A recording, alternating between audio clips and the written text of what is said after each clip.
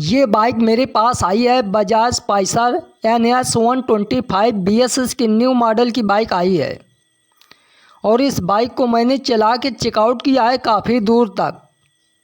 अब इस बाइक में प्रॉब्लम क्या हो चुका है, इस बाइक में गियर शिफ्टिंग प्रॉब्लम आ चुका है। जैसे इस बाइक को मैं गियर डालता हूँ तो इस बाइक का गियर काफ़ी टाइट पड़ता है, कभी पड़ता है कभी नहीं पड़ता है और ये गाड़ी ज़्यादा चली हुई है नहीं और ये प्रॉब्लम आ चुकी है। तो जब भी आपके पास बजाज पल्सर NS 125 BSS की न्यू मॉडल की बाइक आ जाती है और इस तरीके से प्रॉब्लम आ जाए कि गियर इसका काफ़ी टाइट पड़े, कभी लगे कभी ना लगे, तो इस प्रॉब्लम को कैसे सॉल्व करना है तो मेरी वीडियो में बने रहना और वीडियो पूरा देखना, तभी समझ में आएगा। तो मैं चलता हूँ, इसको बाइक को लेके चलता हूँ अपने गैरेज पे और फिर इसका दिखाते हैं। तो मैं इसको अपने दुकान में लेके चलता हूँ। तो इस बाइक को मैं अपने दुकान में लेके आ चुका हूँ और ये जो क्लच कवर होता है इसको भी ओपन करेंगे। तो पहले मैं ये जो गियर है, जैसे मैं इसको गियर डालता हूँ तो इसका पहला और दूसरा गियर पड़ता है और जैसे मैं तीसरा डालने की कोशिश करता हूँ, तीसरा चौथा, तो ये बहुत ज़्यादा टाइट पड़ता है। तो जब भी इस तरीके से प्रॉब्लम आ जाए कि पहला दूसरा गियर पड़ता है और तीसरा गियर डालता हूँ, चौथा गियर डालता हूँ, तो इसका ये जो क्लच कवर है इसको ओपन करेंगे तभी इसमें मालूम पड़ेगा कि इसके अंदर क्या प्रॉब्लम है। तो ये क्लच कवर के सारे नट मैं ओपन कर लेता हूँ, 8 नंबर के सारे नट मैंने ओपन करने के बाद ये क्लच कवर को निकाल लेता हूँ। जब भी ये क्लच कवर निकालें सावधानी से निकालना है, बहुत आराम से निकालना है। तो मैं इसको निकाल लेता हूँ। अब ये क्लच कवर निकालने के बाद जो इसमें ये कीक स्प्रिंग लगी होती है तो इसके इंजन के अंदर नहीं दिया है, इसका एक कीक स्प्रिंग बाहर दिया है और ये पुश रबड़ होता है तो इसको भी मैं निकाल लेता हूँ बाहर। तो जैसे खोलना है, खोलते समय सारी चीज़ों को अच्छे से ध्यान रखना है कैसे खोलना है। तो ये क्लच कटोरा का जो नट होते हैं 10 नंबर के, ये ओपन कर लेता हूँ। तो ये 10 नंबर के गोटी से मैं ओपन कर लेता हूँ।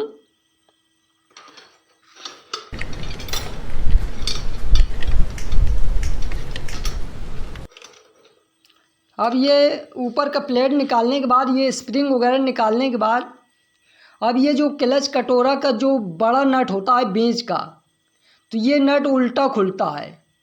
तो जब भी आपके पास इस तरीके से प्रॉब्लम आ जाए तो ये जो बीच का नट है इसमें बीच में निशान बना होता है, कट का निशान बना होता है।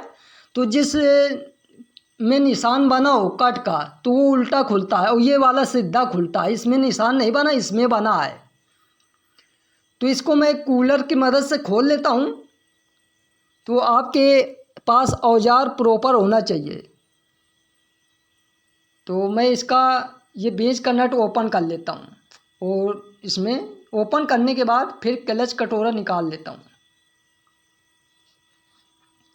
तो ये ओपन करने के बाद इसका बूश निकाल लिया है। निकालने के बाद ये गियर सॉकेट वगैरह निकाल लेता हूँ। तो ये गियर सॉकेट वगैरह सारी चीज़ों को निकालने के बाद काफ़ी देर के बाद चेकआउट करने के बाद इस बाइक में जो गियर पत्ती होती है इसको भी मैंने चेकआउट किया है, ये भी मेरा प्रॉपर सही है। और इस बाइक में प्रॉब्लम क्या हो चुका है, ये जो गियर सॉकेट है ये भी सही है, मगर प्रॉब्लम कहाँ है, ये गियर स्प्रिंग जो होती है ये स्प्रिंग फैल चुकी है और यही फैलने की वजह से ये मेरा गियर काफ़ी टाइट पड़ता था। तो इस प्लास की मदद से इसको दबा देना है, क्योंकि मेरे पास दूसरी स्प्रिंग नहीं है। अगर दूसरी स्प्रिंग होती तो मैं दूसरी स्प्रिंग डाल देता, क्योंकि ज़्यादा महंगी स्प्रिंग नहीं आती है, 20-30 रुपए के मिल जाती है, मगर अभी मेरे पास है नहीं। तो जब भी इस तरीके से प्रॉब्लम आए, काफ़ी गियर टाइट पड़े, तो सारी चीज़ों को अच्छे से चेकआउट कर लेते हैं। सारी चीज़ें अच्छी होती हैं, मगर ये स्प्रिंग को ज़रूर चेक कर लेना है। काफ़ी बार ये स्प्रिंग फैल चुकी है और फैलने की वजह से ये प्रॉब्लम हो रही थी। तो इस प्लास की मदद से इसको दबा देना है। दबाने के बाद इसको नीचे की ओर चिपका देना है, दोनों स्प्रिंग। तो ये सारी चीज़ों को मैं अच्छे से टाइट कर लेता हूँ, क्योंकि वीडियो बहुत लंबी हो जाती है। और ये क्लच कवर लगा देता हूँ। जैसे खोलना है उसी तरीके से प्रॉपर फिटिंग करना है, खोलते समय केवल ध्यान देना है। तो मैं अच्छे से फिटिंग कर लेता हूँ सारी चीज़ों को। तो सारी चीज़ों को फिटिंग करने के बाद अब मैं बाइक को स्टार्ट करके और बाइक को चला के चेकआउट कर लेता हूँ।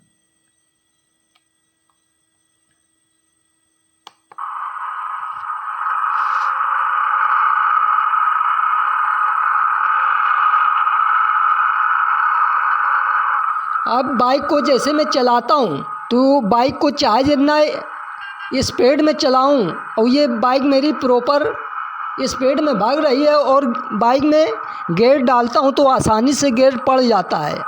अब बाइक में कोई भी प्रॉब्लम नहीं है। तो मैं इस बाइक को काफ़ी दूर तक चला के चेकआउट कर लेता हूँ, क्योंकि वो स्प्रिंग फैल जाने की वजह से ये प्रॉब्लम हो रही थी, और इस बाइक में कोई भी प्रॉब्लम नहीं था। तो जब भी आपके पास बजाज पल्सर NS 125 BSS की न्यू मॉडल की बाइक आ जाती है, और इस तरीके से गियर काफ़ी टाइट पड़े, तो ये क्लच कवर खोलने के बाद उस स्प्रिंग को ज़रूर चेक करने आए। और गियर तो अब इस बाइक में जैसे मैं हल्का भी गियर डाल देता हूँ, तो ये हल्के गियर में पड़ जाती है। और इसका जो क्लच होता है, क्लच को भी चेकआउट कर लेना है। काफ़ी बार लूज हो जाने के कारण गियर प्रॉपर नहीं पड़ता। तो मैं सारी चीज़ों को अच्छे से प्रॉपर चेकआउट किया है। क्लच भी मेरा प्रॉपर सही था, मगर गियर शिफ्टिंग प्रॉब्लम आ चुकी थी। तो ये सारी चीज़ों को चेकआउट करना है, क्योंकि अब मेरी प्रॉब्लम सॉल्व हो चुकी है। अब इस बाइक में कोई भी प्रॉब्लम नहीं है, क्योंकि ये न्यू बाइक है और इस बाइक को मैंने पहली बार खोला था। तो जब भी इस तरीके से प्रॉब्लम आए